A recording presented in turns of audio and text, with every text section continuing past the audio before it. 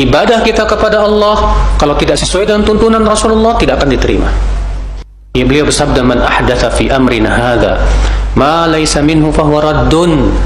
Siapa yang mengada-ngada dalam urusan kami ini, itu agama ini, sesuatu yang bukan dari agama, maka ia akan tertolak, kata Rasulullah SAW. Nggak diterima sama Allah. Makanya perhatikan Pak, Ibu, setiap ibadah kita ini harus kita tahu dasarnya apa.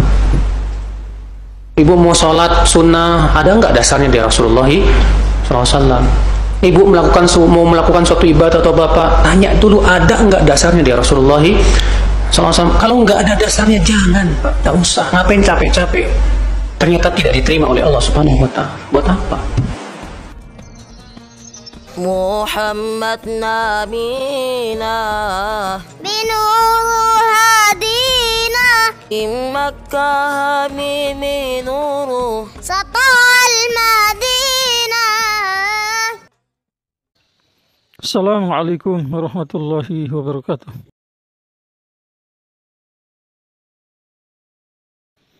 Rabbi zidni ilma warzuqni fahma, amma ba'd. Klaim orang Wahabi bahwa saat beramal ikutilah tuntunan Rasulullah kalau tidak ditolak. Yang kedua dalam beramal, terus jangan buat amal kalau tidak ada dalilnya. Klaim ini zahir bagus, tetapi karena muncul dari orang yang batil, orang yang fasik dari segi akidah, bahkan furu'iyat juga. Maka kalau klaim ini dikembalikan lewat faham mereka sendiri, sangat membahayakan. Paham tidak? Yang kedua, kalau yang mereka maksud bahwa beramal ikuti tuntunan Rasulullah Sallallahu Alaihi Wasallam, dan yang mereka maksud beramal harus ada dalilnya. Dari ucapan ini yang mereka maksud adalah yang betul-betul soreh dari Rasulullah Sallallahu Alaihi Wasallam. Maka mereka sendiri tidak bisa mengamalkan apa yang mereka katakan ini. Salah satu contoh, Rasulullah Sallallahu Alaihi Wasallam 1 bulan lagi mau datang bulan Ramadan, sudah masuk mungkin di bulan Syaban. Seumur hidup Rasulullah Sallallahu Alaihi Wasallam, sebagaimana terdapat dalam riwayat yang sahih, beliau hanya sholat tarawih di masjid 3 kali saja.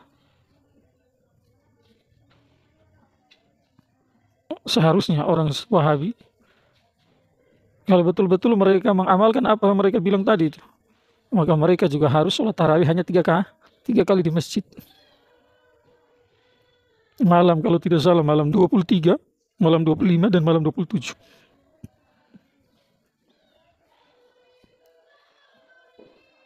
Itu kalau tidak salah saya lupa ingat.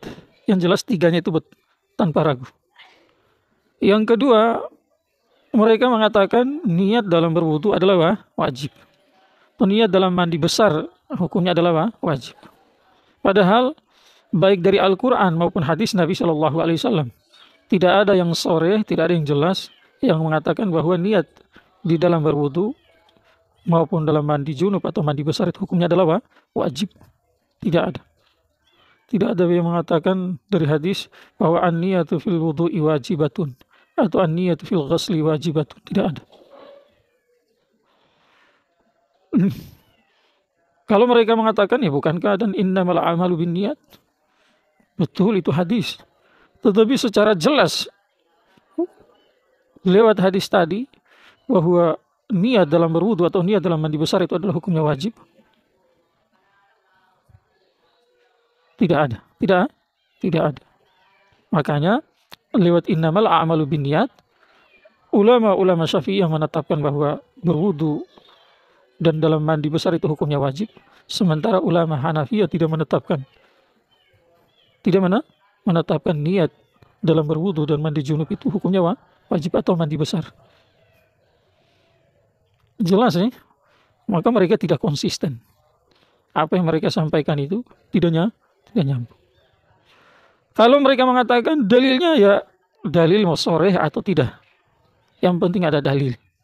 Kalau begitu, hadis yang kamu sodorkan itu, man ahdasa fi amrina hadza ma laysa minhu fahuwa raddun, Justru hadis itu tidak berpihak sama kamu. Hadis itu akan menjadi bumerang bagi kamu, menjadi senjata makan tuan. Kenapa? Karena justru lewat hadis ini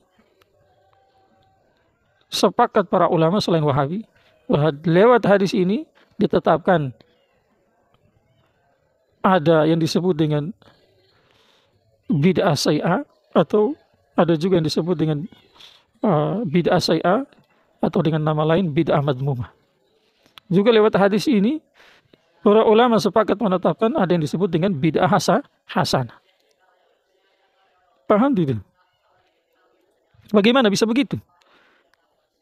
Itulah kalau bagi orang-orang aswaja atau ulama-ulama aswaja, penjelasan ini bukan satu hal yang baru, tetapi satu hal yang biasa. Semua bagi orang Wahabi ini bagi satu hal yang membingungkan. Kenapa? Karena kepahaman ini tidak dibuka oleh Allah untuk mereka. Hadis tadi yang pertama Nabi bersabda, "Man ahdatsa fi amrina hadza ma laysa minhu fa huwa radd." Berarti mafhum mukhalif dari hadis tadi, "Man ahdatsa fi amrina hadza ma huwa minhu fa huwa maqbulun." Ma huwa minhu. Terjemah yang pertama, barang siapa yang mengada-ngada atau barang siapa yang membuat perkara baru dalam agama kami ini, yang perkara baru itu bukan bagian dari agama, berarti dia tertolak. Mafhum mukhalifnya adalah barang siapa yang membuat perkara baru dalam agama kami ini, yang perkara baru itu bagian dari agama, maka dia diterima. Dia diterima. Paham tidak? Maka perkara baru yang bagian dari agama, jelas perintah khususnya, dalil sorehnya itu tidak ada. Ada dalilnya, tetapi dalilnya tidak soreh. Lewat jalur ijtihad, para ulama menetapkan bahwa amalan baru kalau ada dalil umumnya dan dalil khusus tidak melarang untuk buat itu amalan di waktu dan tempat itu, maka dia bukan bagian dari bid'ah madmumah. Dia bukan bagian dari amalan yang bertentangan dengan agama, tetapi dia bagian dari amalan yang bermuafiq, selaras, seiring, yang cocok dengan agama, maka dia diterima. Kok bisa begitu? Kenapa bisa begitu? Karena asas daripada agama yang pertama Al-Quran, yang kedua hadis ijma, yang ketiga qiyas, yang keempat.